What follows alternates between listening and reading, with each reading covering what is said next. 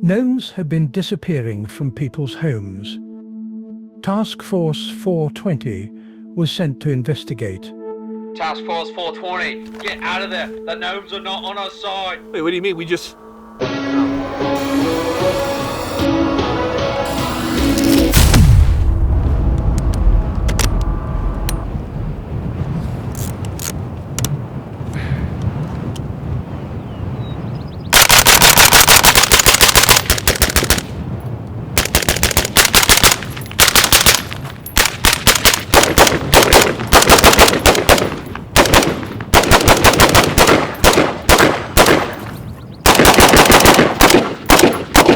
Reloading!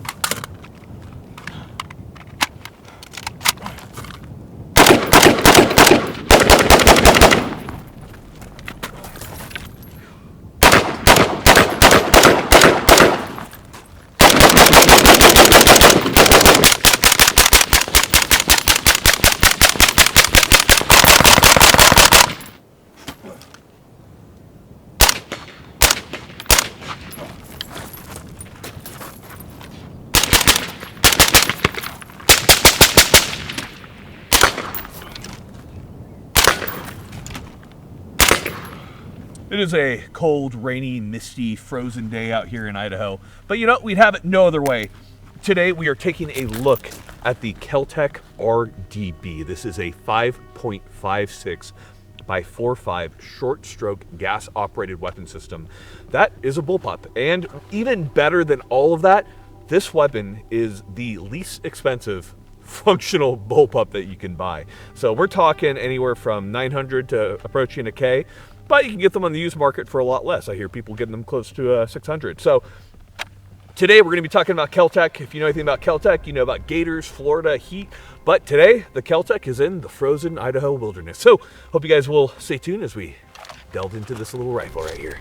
Now before we get into that, we of course have to thank the biggest sponsors of the channel. If you guys don't know, this is free content. You pay for internet, but you don't pay for this. And we keep it that way. And it's a big thank you to Primary Arms for keeping this content free. Go and check them out, whether you're looking for this optic right here or anything else. So they make the HTX1, one of our favorite pistol optics.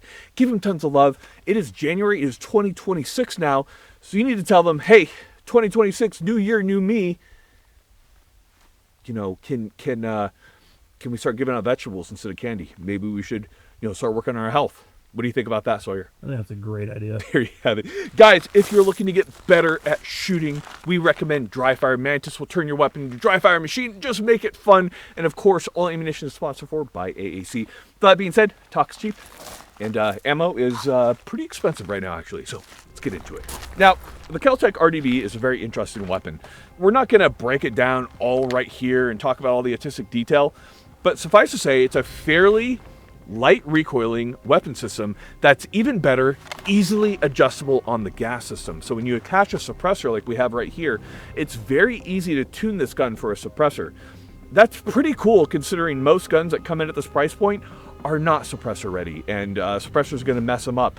So you really do have to give it to KelTec for coming up with some pretty good amenities on this rifle that make it a lot more shootable. But the question is, how does this gun actually perform? So right here, we're going to be doing some on the range, show you how it performs from a shooter's perspective. Then we'll be heading to the black screen, break it down full autism style. And I'm obsessed with guns, dude. This is all I do. I have books of receivers. I just look at receiver markings all day. First drill we're going to start with is going to be the bill drill. Bill drill is 6 rounds, 7 yards. I'm trying to do it under 2 seconds. And the idea behind it is its controllability, its repeatability, its trigger speed. It's a lot of things for the shooter, but it also shows you how well the rifle is performing. Now, with like a really good gun, like a URGI, which is one of the guns that I typically go to, I can get this drill sub-second. But the trigger isn't quite as good, but it's still quite good. But let's see what we're getting with the KelTec RDB. All right, shooter ready. Stand by. 149. 149? Actually, it says 4 shots. So did it pick up the last one? I don't know. I mean, who knows? Well, let's take a look at the grouping to start with. So I'm using the top RMR for this shooting. We got all 6 in the A zone. Reduced A zone, by the way. Looks good, but let's do it one more time because the shot timer just did not like the suppressor probably. Okay. 151. 151? Yeah, it's probably accurate. Yeah, that's accurate. Okay. Once again, all A zone. The rifle's good. The rifle's quick. Bullpups are always a little bit weird.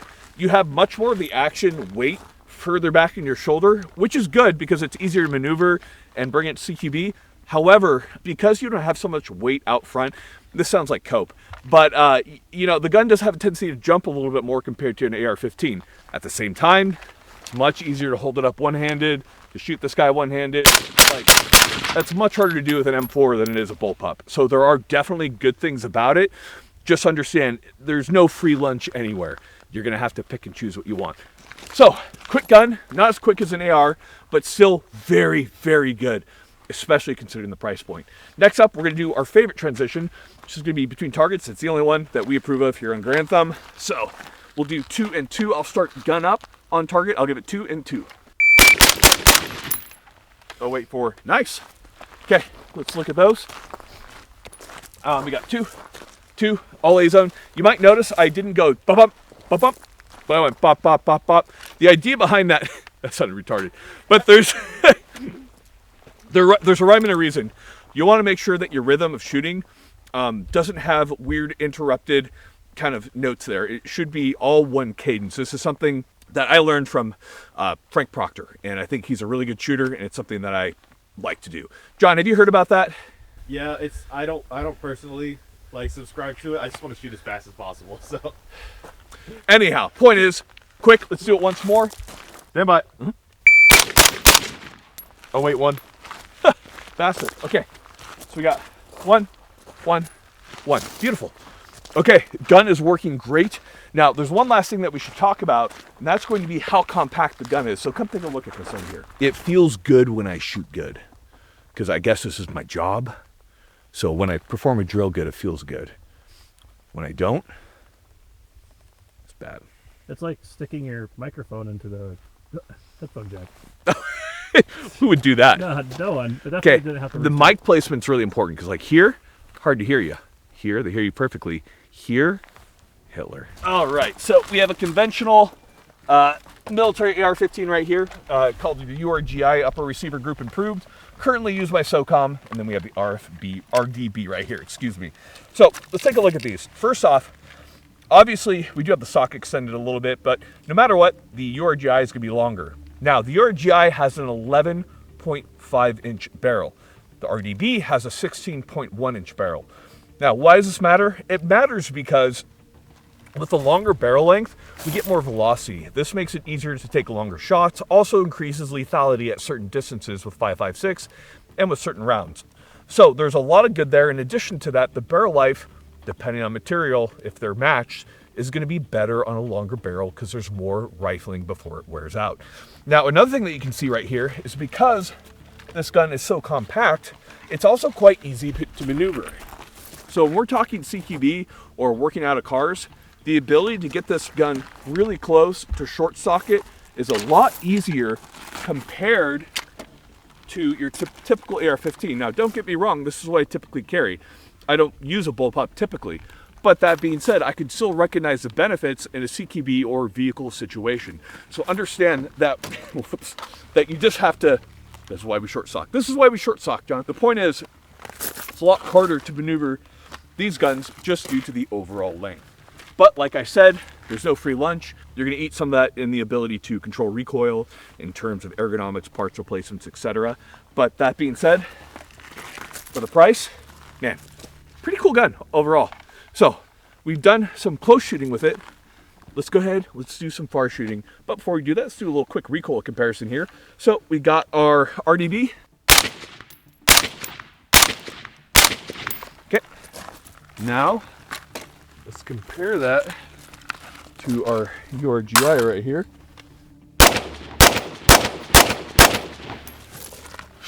So when I'm shooting them side by side, it's immediately evident with the URGI that it's a much easier gun to control. That being said, again, we've talked about choices. So let's go ahead and let's take the RDB out. Let's talk about some long range shooting with it. Let's see how far we can shoot it long range. All right, we're gonna be shooting at 350 to start with. We have an ACOG 0 to 100 using 77 grain OTM. This is a 1-7 twist barrel, which means that the 77 grain is gonna work perfect. Now, one thing that I do wanna note is you can see how thin the barrel is right here. and that leads to a lot of problems. The biggest problem that we've seen is how quickly the barrel heats up, and due to how thin the material is, we have a lot of vertical stringing. So it's something that I noticed during our shooting events, and it's something that I'm noticing with long range. So we've let the barrel cool a little bit. With a suppressor, it takes a while. So just understand that could possibly be a concern. If I were to tell KelTec anything, it would be, my God, get a thicker barrel. All right, let's start at 350 right here. John Young glass? Yep. Jeez. Just high left.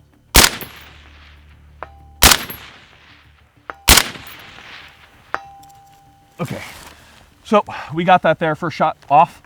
So 350, not really that much of a problem. It is a rifle with a 6-inch barrel, so that's good. We're gonna next push it up to 500, and we're gonna see how that goes, and then we'll try 600 at the end. So we're gonna reposition the camera, and then you'll join me again. All right, we're at 500 now.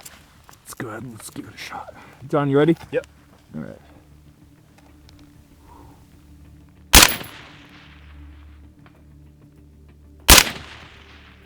Just low left.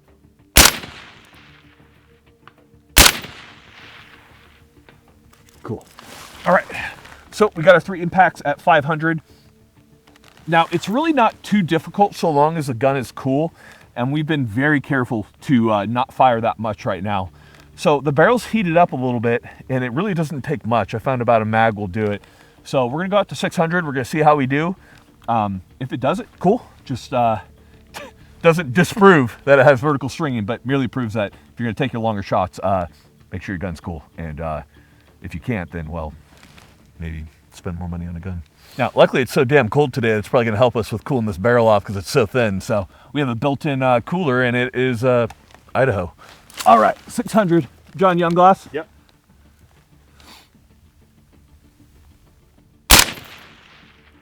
Just high left. I think you hit the edge, actually. Just right.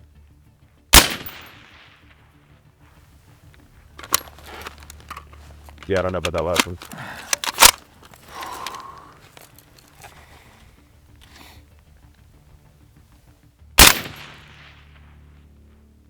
No call. Just low right.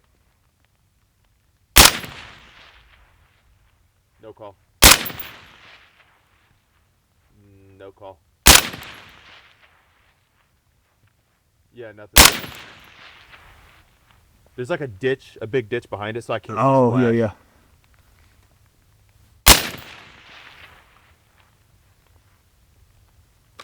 No call? No call. Well, the issue that we're running into, you probably see it there, is we're starting to, as this gun's heating up now, we fired about over a mag, we're starting to get a lot of variation in terms of our zero. So what you call a wandering zero, and this is making it very difficult to make these further shots. Definitely doable, just the limitations of the gun does lie in the barrel profile itself.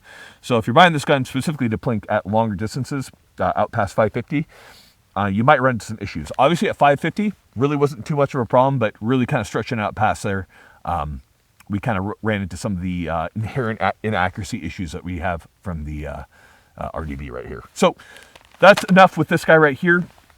Done a lot of shooting. Let's go ahead and let's do a lot of talking. Let's break this down black screen style, autism style, or maybe even a little bit better, like the Navy. Let's go. Now, we have done a lot of shooting. Let's do a lot of talking as we break this down autistic style with the KelTec RDB. Now, when we look at the KelTec RDB, the joke is always, the thing that comes to mind is a lot of cocaine, a lot of Florida man. But in reality, what we do have with the KelTec RDB is a fairly good gun designer. And kind of what it comes down to is okay-ish to subpar manufacturing and quality control. That's really what kind of hinders this firearm, or a lot of the KelTec designs in general. Now, there are issues with the design itself, in my opinion.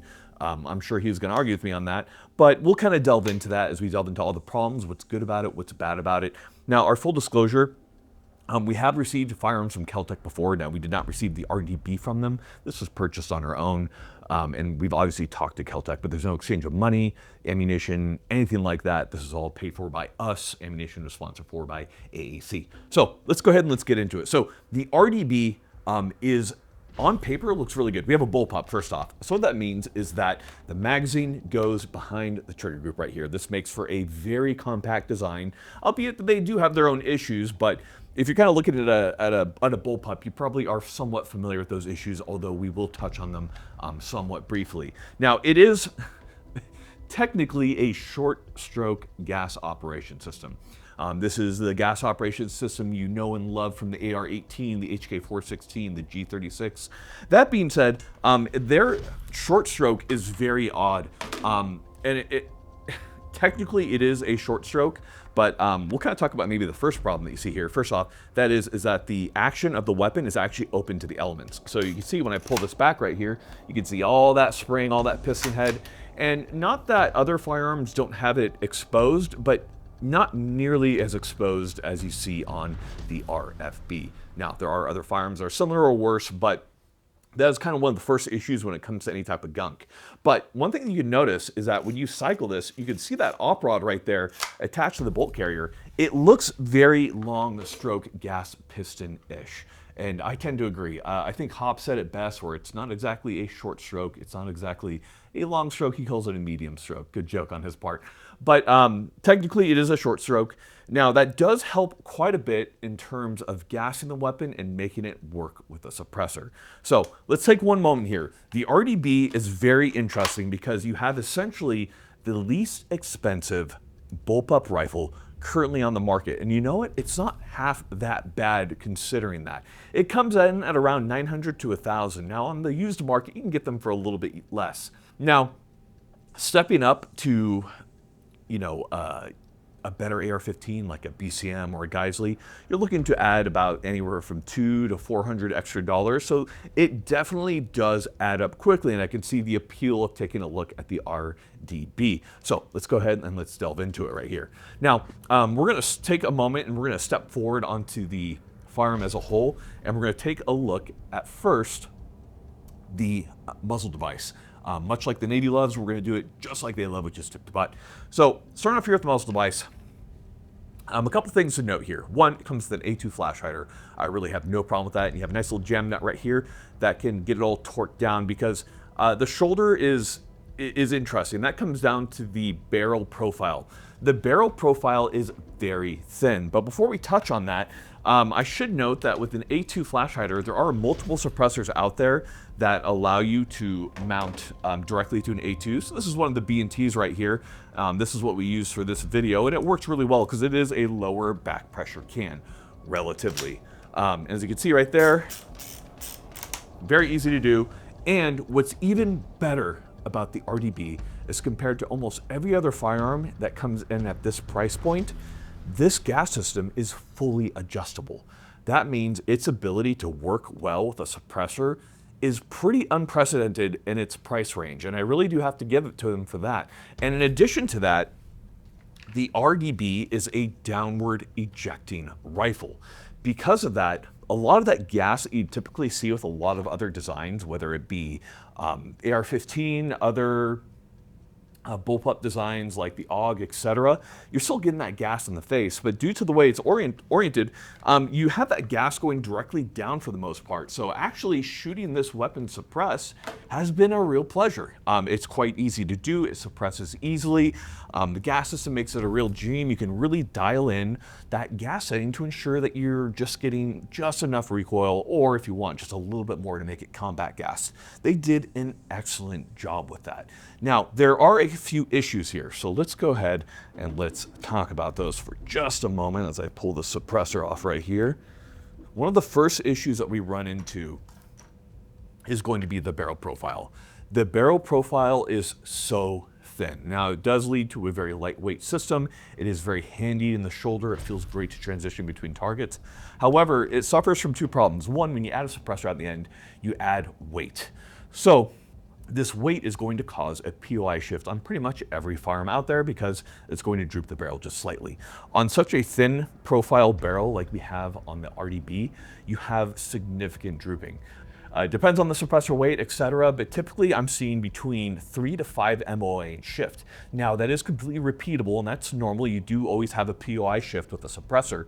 Just be aware that you have a little bit more when it comes to the RDB due to the very thin barrel profile. Now another issue that the barrel runs into is going to be vertical stringing.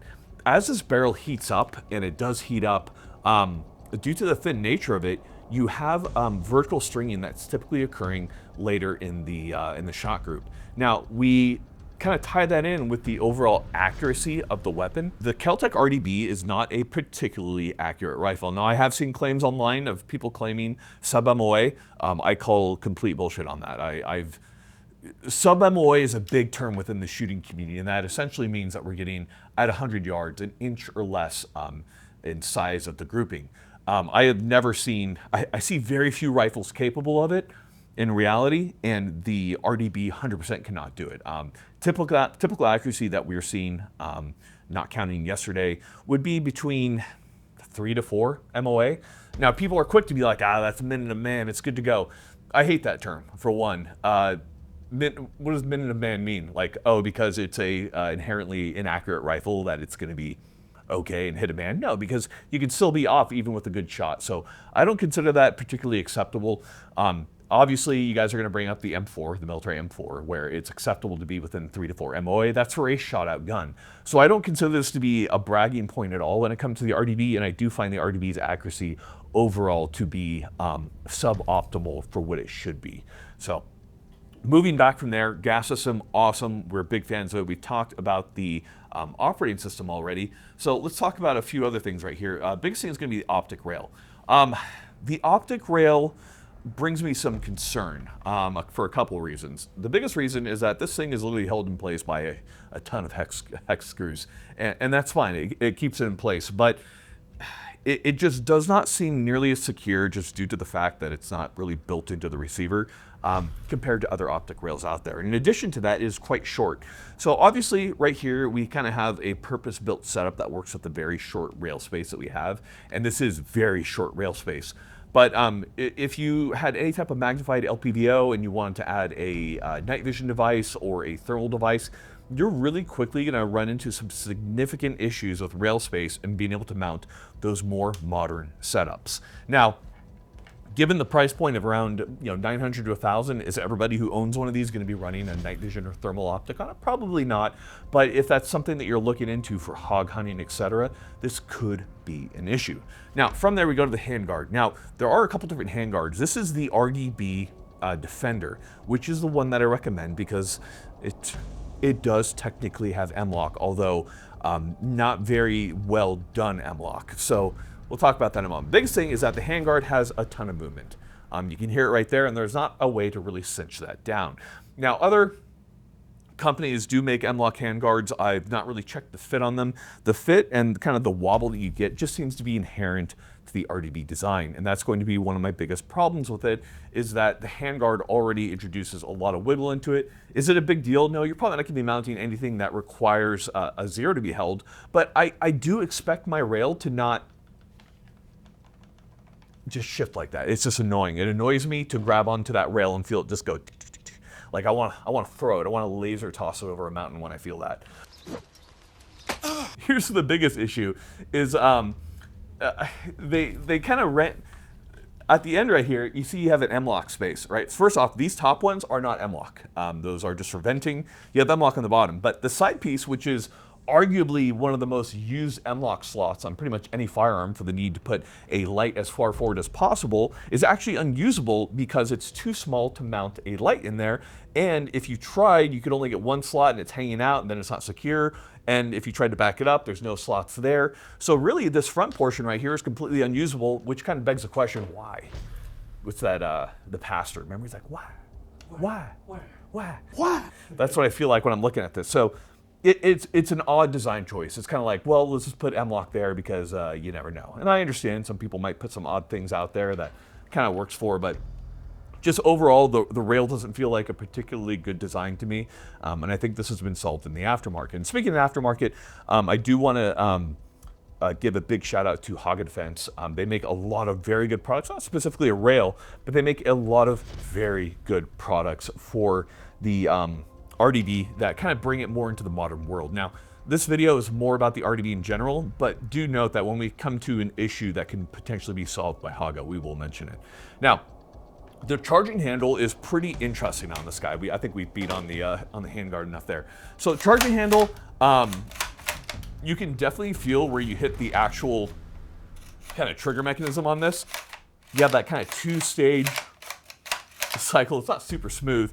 And once we take a look in here, you'll see just how rough the machining is on the inside of these guns. They're just not well finished. But in our case, I will give it to it. It does for the most part. It does work for the most part. Now, there are a couple different ways to reload on the RDB. So first off, much like in HK, you can actually pull the charging handle to the rear, click it up into place. Then you can load your mag, and then you can do an HK style reload. Conversely, if you are firing, you go empty. So we have an empty mag in there. Goes empty. It does have a bolt hold open feature. There's a couple different ways to load it. So what you can do is to remove the magazine. You have this little lever right here. It's kind of odd compared. What I've found that I typically do, I'll try not to hit my mic right here, is when I'm shooting, I'll actually use my thumb right back here, and I'll just kind of hit that in order to drop that mag. Now from there, you can put your mag in, and there's actually a bolt release right here. Now, a lot of people have noted that bolt release is super, super stiff. It is stiff when you're practicing with like unloaded magazines. I found with loaded magazines, it's not really that much of a problem. And multiple companies, including Haga, do make a solution for it. So if the bolt release isn't working for you, just know that there are multiple methods to get around that. Now, you can obviously also, if your bolt is locked to the rear, simply insert that new mag and then just charge the weapon. That works as well. So a couple different ways to do it. Manual of arms is going to be a little bit different on the RDB compared to most weapons because, well, it's a completely different weapon. It's actually the assault rifle from Halo. Wouldn't you agree? It looks pretty Halo-esque, for sure. It does. I think that's what most people do, kind of live out their Halo fantasies. Me too. Okay, now we're going to take the sling off here. And actually, there are a lot of sling mount points. Kind of paradoxical locations overall, and kind of paradoxical the way... that would be a good way to describe this rifle, kind of paradoxical. It's just, it doesn't always make a lot of sense. So let's go ahead and remove the magazine. Let's take a look at probably the best feature on the RDB, and that's going to be the trigger. Bullpup triggers suck for the most part. Tavor with their Geysey trigger is really good. AUG, even with a really good trigger pack, it still leaves a lot that's lacking. It's lacking. The Helion, it's good, but it's not like this. This is from the factory for a sub $1,000 rifle. Like, holy crap. All right, so put your finger right over mine. We have about 2 millimeters of play right there. We hit the second wall. That is light. Okay, something to note there. You hear how loud that hammer coming forward is once you release the trigger? That thing, I don't know what it is, what they did, what kind of springs they got in there, but I will say this. I have never had a light primer strike on the RDB. That sounds violent. And in fact, on the back of the firing pin, you can see how hard it's hitting with a little bit of wear already in the, you know, what are we at right now? 4,000 rounds we put on this guy. So pretty cool. Not a whole lot of cleaning on this guy, by the way, mostly lube. It's a fairly clean rifle overall, even with the suppressor on there. So trigger is awesome. Let's go ahead. Let's try the reset. Off the reset. Right there. Not too tactile, but light. And off the reset, about a 3.5 pound pull. Beautiful. Really great trigger. I really can't gush enough about how good this trigger is, especially given the price point and kind of everything else. For some reason, the trigger is like a little shining diamond in this particular rifle. Now, moving back from there, we do have our safety right here. I've seen some people note that they don't like the safety that much on this gun. Personally, I like it. I think it feels really good. It's about a, not quite a 45-degree throw, closer to like a 40. But when it's in my shoulder right here, like that is really easy to hit for me. Some people said it's a problem. I've got medium-sized man hands. It works great for me. So I don't really see what the complaints are about when it comes to that. Now, the grip obviously is going to be changed to the module. It is a module unit, so it's not like an AR-15 grip that you can just swap out. That being said, I do like the grip angle on it. It feels good. I really don't have a whole lot of complaints when it comes to that. Now, for our magazine right here, you can get mag wells from Haga Defense. I haven't really seen that this has been much of a problem. The biggest issue I've run into is an issue that many people have run into, which is certain types of USGI Stenag mags will not fit. So a lot of OK Industries works well, Surefeed works well, but I found others where the metal magazine, for whatever reason, just won't fit well. Now, all my Gen 2, Gen 3 P mags work no problem. All of my OK Industries, etc., work fine. Just maybe give it a little shot before you kind of get out to the range, get your mags loaded up, make sure they can seat on that closed bolt, and make sure everything's running, what's the word, hunky-dory? Is that the word for it? I've never heard that term. You've never heard the word hunky-dory? Comment if you've heard the word hunky-dory. Hashtag hunky-dory. It's real. Sure.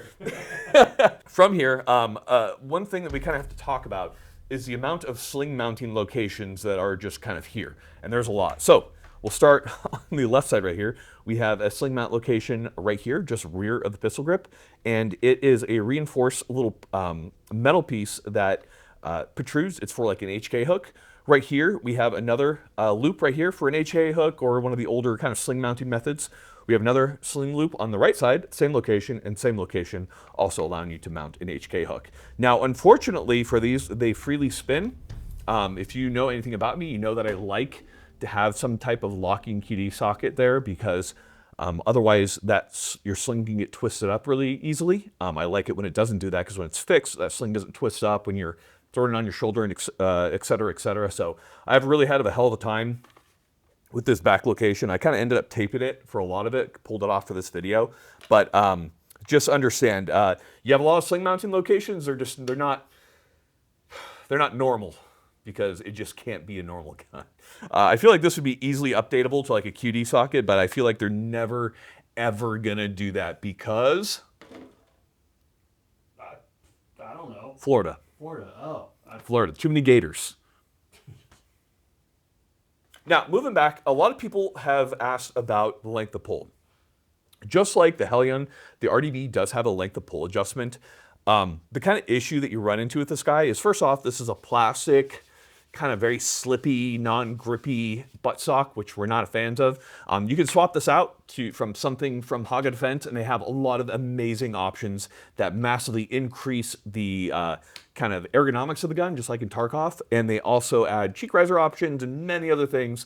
I would definitely recommend those. These are also frail. So it's not like the best method, but you can loosen up these Allen keys and kind of adjust it a little bit.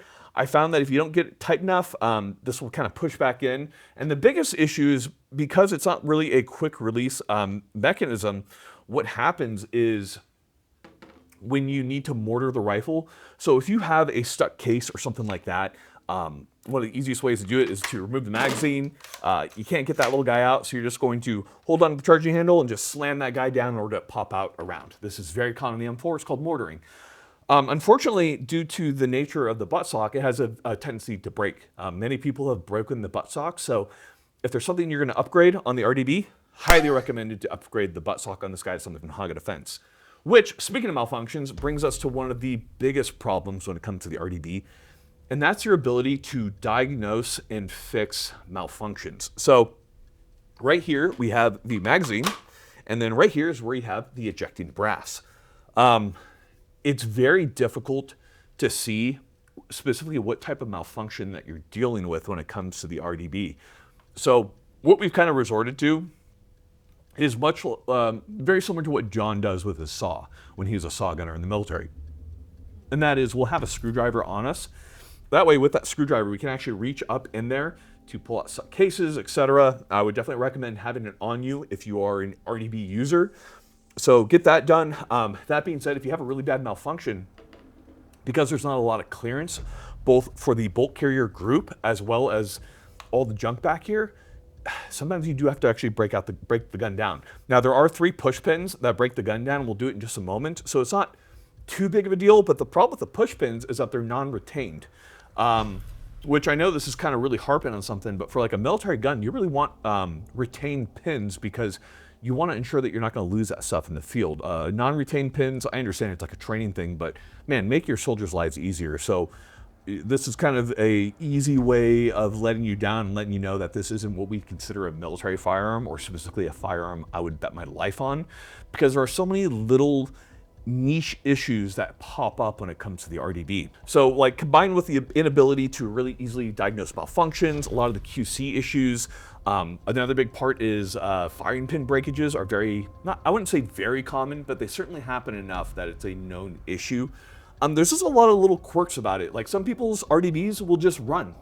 Some people's RDBs won't get through a single mag or even 5 rounds. So you kind of get into that space of, hey, if your gun's great, it's great. If it's not great, it's going back to the mothership a few times, come back. Mothership being Florida, which nobody wants to go to. I'm just kidding. I lived in Florida for a little bit. It was hell. The RDB kind of finds itself in a weird location where it's like, it's almost really good. If they could kind of clean it up a little bit, clean up the handguard, figure out a way of being able to check easily into the chamber and stuff, we can have especially using better materials, better workmanship, a little bit better QC, you'd have a really good gun.